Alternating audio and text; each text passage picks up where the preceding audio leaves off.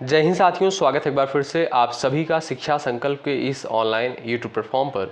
कैसे हैं आप सभी साथी? आशा करते हैं कि आप लोग बहुत ही अच्छे होंगे, स्वस्थ होंगे। साथियों, आप सभी को पता है डेली जो है जीके जीएस की स्पेशल क्लास होती है यूपीट प्लस सीपेट परीक्षा 2025 के लिए। साथियों, आप लोग पिछले वर्ष का प्रश्न पत्र उठाकर देखिएगा, इसी आधार पर जो है सवाल पूछे गए हैं पेट एग्जाम में। तो आइए शुरुआत करते हैं बिना किसी देरी के। पूरे धैर्य के साथ अंत तक बने रहिएगा। साथियों, यहाँ पर जो प्रश्नों की संख्या है वो है 40 और आज का जो टारगेट रहेगा हमारा लगभग 25 सवालों का। आप लोग 25 सवालों को सही करने का प्रयास करिएगा और अंत में अपना नाम और स्कोर आप लोग ज़रूर बताइएगा कि आपने कितने सवालों को बिल्कुल सही करने का प्रयास किया है। तो चलिए शुरुआत करते हैं। पहला सवाल स्क्रीन पर लग चुका है, आंसर करें सभी प्यारे दोस्त। उत्तर प्रदेश में सर्वाधिक अनुसूचित जनजाति वाला जिला जो है कौन सा है? बताएं। मिर्जापुर, सोनभद्र, ललितपुर और आपका दिया है चंदौली। बताएं। शेड्यूल्ड ट्राइब यानी एसटी कैटेगरी यानी अनुसूचित जनजाति वाला जिला जो है कौन सा है उत्तर प्रदेश में? बताइएगा, आंसर करिएगा। साथियों, यहाँ पर बी ऑप्शन जो है बिल्कुल राइट आंसर हो जाएगा। सोनभद्र में जो है सबसे अधिक जो है अनुसूचित जनजातियाँ निवास करती हैं। ऑप्शन नंबर बी आपका करेक्ट हो जाएगा। साथियों, सोनभद्र जो है कुछ चीज़ों के लिए और फेमस है, ये भी ध्यान रखिएगा। जैसे अपने खनिज संसाधनों, खासकर जो है कोयला, बॉक्साइट, चूना पत्थर और सोने के लिए जो है फेमस है। ये भी पॉइंट आप लोग याद रखिएगा। तो बी ऑप्शन आपका करेक्ट है। अगला सवाल देखिएगा। बात करें दोस्तों उत्तर प्रदेश की, आप सभी जानते हैं उत्तर प्रदेश की राजधानी क्या है? लखनऊ है। और लखनऊ जो है किस नदी के किनारे बसा हुआ है? गोमती नदी के किनारे बसा हुआ है। सवाल नंबर सेकंड, पंचायती राज प्रणाली भारत में जो है किस अनुच्छेद के अंतर्गत आती है? बताइए, इसका राइट आंसर क्या हो जाएगा? बताइए, आप सभी लोग प्रयास करें। पंचायती राज प्रणाली भारत में किस अनुच्छेद के अंतर्गत आती है? साथियों, यहाँ पर आपका ए ऑप्शन जो दिया है बिल्कुल करेक्ट आंसर हो जाएगा। अनुच्छेद 243 से अनुच्छेद 243 ओ तक, ठीक है। ये आपका इसका उल्लेख जो है यानी पंचायती राज प्रणाली का उल्लेख जो है आर्टिकल 243 यानी 243 से 243 ओ में मिलता है, ठीक है। तो ए ऑप्शन आपका करेक्ट होगा। अगला सवाल देखिएगा। कृष्णा नदी का जो है उद्गम स्थल कहाँ से होता है? बताइए, सभी लोग प्रयास करें, आपका राइट आंसर क्या हो जाएगा? चलिए, कृष्णा नदी का उद्गम स्थल कहाँ से होता है? सही उत्तर क्या हो जाएगा आप लोग बताएं। चलिएगा साथियों, कृष्णा नदी का उद्गम स्थल जो है महाबलेश्वर महाराष्ट्र के पास से होता है। कहाँ से? महाबलेश्वर महाराष्ट्र के पास। ऑप्शन नंबर आपका ए जो दिया है बिल्कुल राइट आंसर हो जाएगा। अगला सवाल देखिएगा। द लाइट ऑफ एशिया पुस्तक के राइटर कौन है? बताइए, द लाइट ऑफ एशिया पुस्तक के जो है राइटर कौन है? सभी साथियों के यहाँ पर आंसर आना चाहिए इस सवाल के लिए, बताएं। चलिए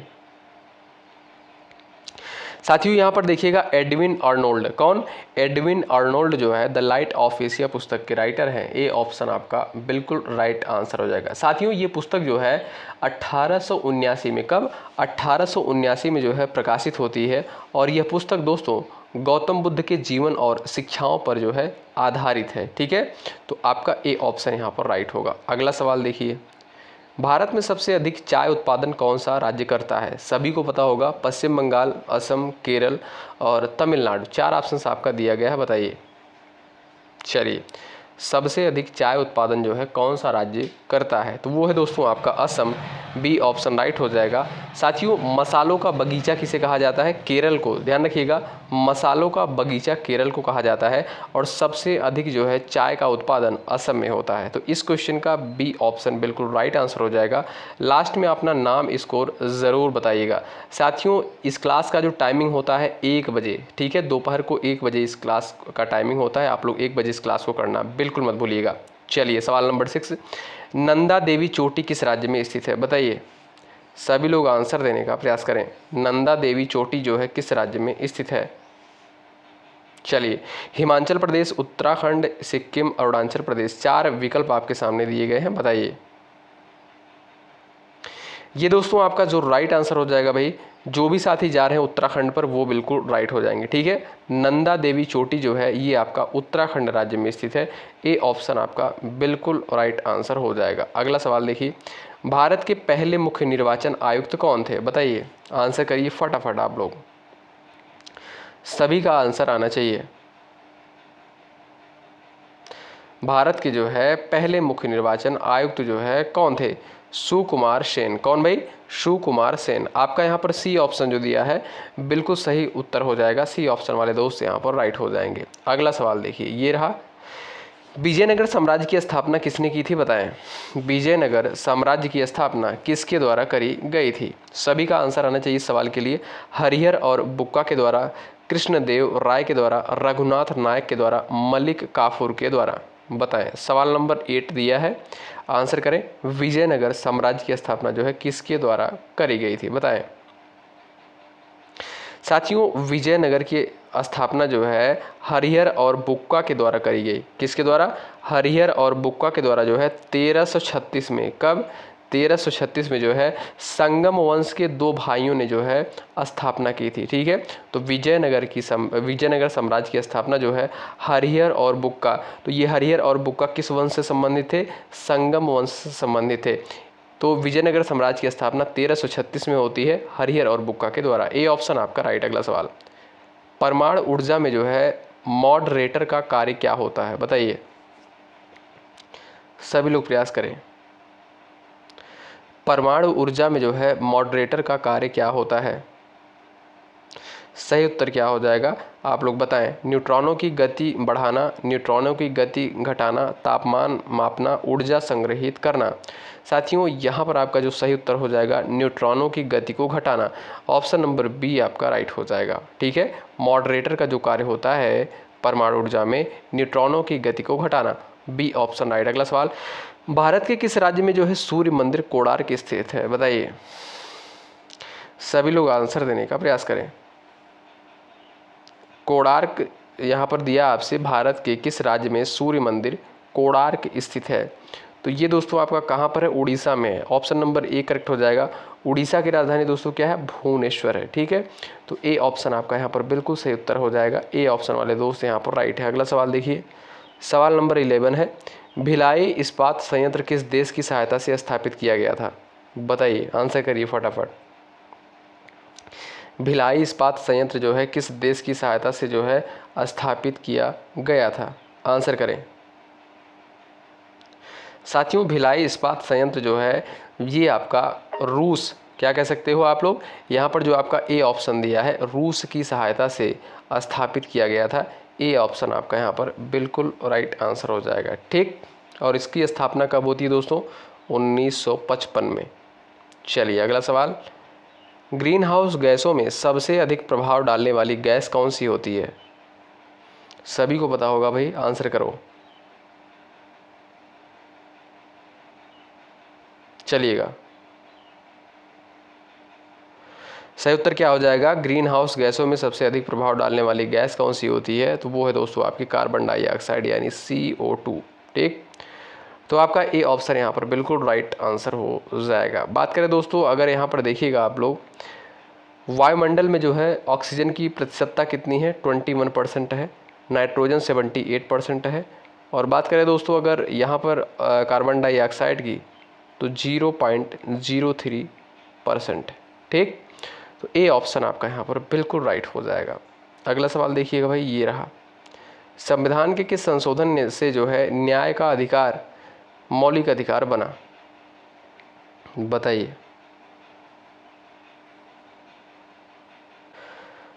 चलिए साथियों, आंसर देने का प्रयास करें। संविधान के किस संशोधन से जो है शिक्षा का अधिकार मौलिक अधिकार बना, प्रयास करें। सही उत्तर दोस्तों क्या हो जाएगा आपका? यहाँ पर जो है 86वां संविधान संशोधन। ठीक है, आप सभी जानते होंगे दोस्तों 86वां संविधान संशोधन 2002 के द्वारा। कब?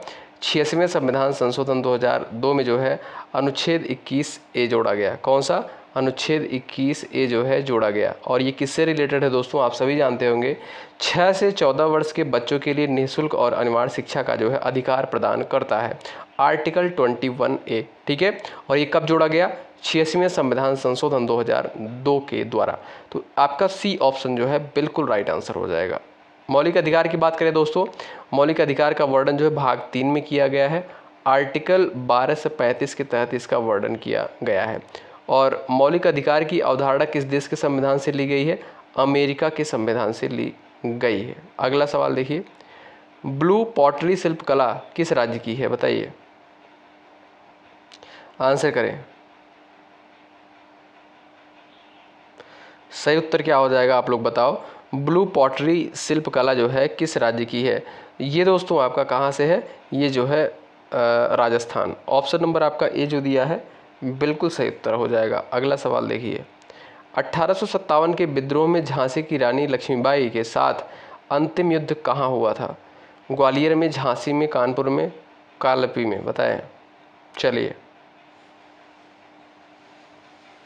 सही आंसर क्या हो जाएगा इस सवाल के लिए आप लोग बता दो। सही उत्तर दोस्तों आपका हो जाएगा यहाँ पर भाई क्या? ग्वालियर। ऑप्शन नंबर आपका ए राइट हो जाएगा। दोस्तों जून 1858 में, कब? जून 1858 में जो है ग्वालियर में अंग्रेजों से लड़ते हुए वीरगति को प्राप्त हुई थी। कौन? रानी लक्ष्मीबाई। आपका ए ऑप्शन करेक्ट हो जाएगा। 1857 के विद्रोह में झांसी की रानी लक्ष्मीबाई के साथ अंतिम युद्ध कहाँ हुआ था? ग्वालियर में। A option right. अगला सवाल, राष्ट्रीय आय की गणना जो है कौन करता है? बताइए। सही आंसर क्या हो जाएगा आप लोग आंसर करें। राष्ट्रीय आय की गणना जो है कौन करता है? बताएं।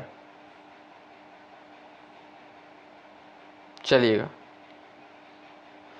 सही आंसर दोस्तों इसमें क्या है? केंद्रीय सांख्यिकी कार्यालय। क्यों भाई? ऑप्शन नंबर आपका यहाँ पर दोस्तों सी जो दिया है बिल्कुल राइट आंसर हो जाएगा। आपका यहाँ पर सी ऑप्शन बिल्कुल करेक्ट आंसर होगा। अगला सवाल देखिए, भारत में जो है फॉरेक्स रिजर्व किसके पास रखा जाता है? बताइए।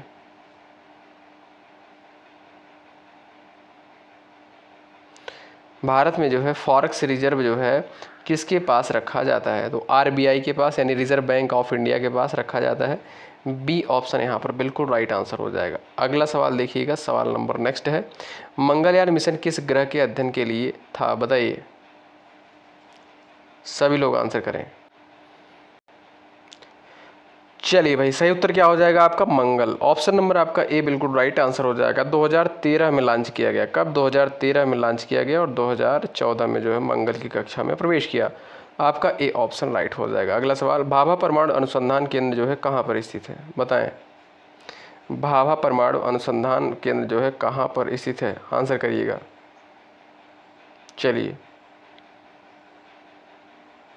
सही उत्तर दोस्तों क्या हो जाएगा आपका? सही उत्तर हो जाएगा आपका मुंबई। भाभा, यहाँ पर भाभा कर लीजिएगा। भाभा परमाणु अनुसंधान केंद्र जो है ये आपका मुंबई में स्थित है और इसका नाम दोस्तों होमी जहांगीर भाभा के नाम पर रखा गया था। ठीक है साथियों, ये जो है परमाणु अनुसंधान और ऊर्जा विकास का प्रमुख केंद्र है। A option right. अगला सवाल, भारत के संविधान में कुल कितनी भाषाएं अनुसूची में शामिल हैं? 22, 18, 16, 25। चलिए, सभी लोग प्रयास करें। आपका सही उत्तर क्या हो जाएगा? संविधान में कितनी भाषाएं अनुसूची में यहाँ पर जो है दिया है शामिल है? तो 22 भाषाएं। ए ऑप्शन आपका बिल्कुल राइट आंसर हो जाएगा। ठीक है साथियों, 4 भाषाएं जो है आपका अगर देखोगे 2003 में जोड़ी गई थी। कौन कौन सी? बोडो, डोगरी, मैथिली और संथाली। कौन कौन सी? बोडो, डोगरी, मैथिली और संथाली। इनको भी आप लोग ध्यान रखिएगा, कब? 2003 में जोड़ी गई थी। बहुत महत्वपूर्ण पॉइंट है। तो आपका ये ऑप्शन दोस्तों बिल्कुल राइट आंसर हो जाएगा। 8वीं अनुसूची दोस्तों किससे संबंधित है? ये भाषाओं से संबंधित है, यानी राजभाषाओं से संबंधित है। ये भी आप लोग पॉइंट याद रखिएगा। अगला सवाल देख लो भाई, सवाल नंबर नेक्स्ट आपके स्क्रीन पर लग चुका है। जनवरी 2025 में भारत के नए मुख्य न्यायाधीश कौन बने हैं? चलिए आंसर देने का प्रयास करें। यहाँ पर राइट आंसर आपका क्या हो जाएगा बताओ। आप देखोगे साथ ही यहाँ पर जो है आपका चारों ऑप्शन बिल्कुल गलत दिया गया है। ठीक है, चारों ऑप्शन आपका यहाँ पर बिल्कुल गलत दिया गया है। अगर आपसे पूछे कि वर्तमान में जो है कौन है चीफ जस्टिस ऑफ इंडिया, यानी मुख्य न्यायाधीश कौन है, आप कहोगे जस्टिस बी आर गवई। कौन? जस्टिस बी आर गवई जो है वर्तमान में क्या है? मुख्य न्यायाधीश। अगला सवाल देखिएगा। चलो भाई, सवाल नंबर यहाँ पर 23 का आंसर करो। फरवरी 2025 में किस भारतीय राज्य ने मिशन शुद्ध जल योजना जो है शुरू की है? तो आपका राइट आंसर दोस्तों क्या हो जाएगा? राजस्थान। ऑप्शन नंबर सी जो दिया है बिल्कुल राइट आंसर हो जाएगा। ठीक है, इसका उद्देश्य दोस्तों क्या है? ग्रामीण क्षेत्रों में स्वच्छ पेय जल उपलब्ध कराने के लिए। ऑप्शन नंबर आपका सी बिल्कुल राइट होगा। अगला सवाल देख। तो भाई सवाल नंबर 24 का आप लोग आंसर करें। भारत ने जो है अपना पहला मानवयुक्त अंतरिक्ष मिशन गगनयान जो है कब लॉन्च किया? 2024 में, 25 में, 23 में और आपका दिया है ऑप्शन नंबर डी 22 में। तो सही उत्तर दोस्तों हो जाएगा इस सवाल का ऑप्शन नंबर ए 2024 में। ठीक है, भारत ने अपना पहला मानवयुक्त अंतरिक्ष मिशन गगनयान जो है 2024 में लॉन्च किया। ए ऑप्शन आपका राइट है। अगला सवाल देखिए, 2024 महिला हॉकी एशिया कप जो है किस देश ने जीता? भारत, जापान, दक्षिण कोरिया और आपका दिया है चाइना। बताएं, सवाल नंबर 25 का आंसर करें। 2024 महिला हॉकी एशिया कप किस देश ने जीता? तो वो है दोस्तों आपका प्यारा भारत। ए ऑप्शन आपका बिल्कुल राइट आंसर है। चलिए भैया आंसर करें सवाल नंबर 26 का। मार्च 2025 में भारत जलवायु शिखर सम्मेलन 2025 कहाँ आयोजित हुआ है? नई दिल्ली में, बेंगलुरु में, हैदराबाद में, जयपुर में। सही उत्तर दोस्तों क्या है इसका? ऑप्शन नंबर आपका ए राइट हो जाएगा, नई दिल्ली में। ठीक है, मार्च 2025 में भारत जलवायु शिखर सम्मेलन 2025 जो है ये आपका नई दिल्ली में आयोजित हुआ है। आगे बढ़ते हैं, अगला सवाल देखिए। पद्म भूषण दोस्तों कितने व्यक्तियों को मिला? याद रखिएगा, श्री जेस को, नंदमुद्री को और आप कह सकते हो बालकृष्ण और अजीत कुमार को। ठीक है, तो 2025 का जो है पद्म भूषण पुरस्कार किस प्रसिद्ध लेखक को मिला? यहाँ पर आपका श्री जेस जो है आपका ए ऑप्शन राइट आंसर हो जाएगा। आगे बढ़ते हैं, अगला सवाल देखिए। तो भैया आंसर करें आप लोग सवाल नंबर 28 का। अप्रैल 2025 में किस देश ने डिजिटल रुपया को आधिकारिक मुद्रा के रूप में अपनाया? भारत, श्रीलंका, भूटान और आपका दिया है नेपाल। सही उत्तर क्या है दोस्तों इस सवाल का? वो है आपका भूटान। ऑप्शन नंबर आपका सी जो दिया है बिल्कुल सही उत्तर हो जाएगा। ठीक, चलिए अगला सवाल देखिएगा। सवाल नंबर नेक्स्ट है, मई 2025 में आईपीएल का खिताब किस टीम ने जीता है?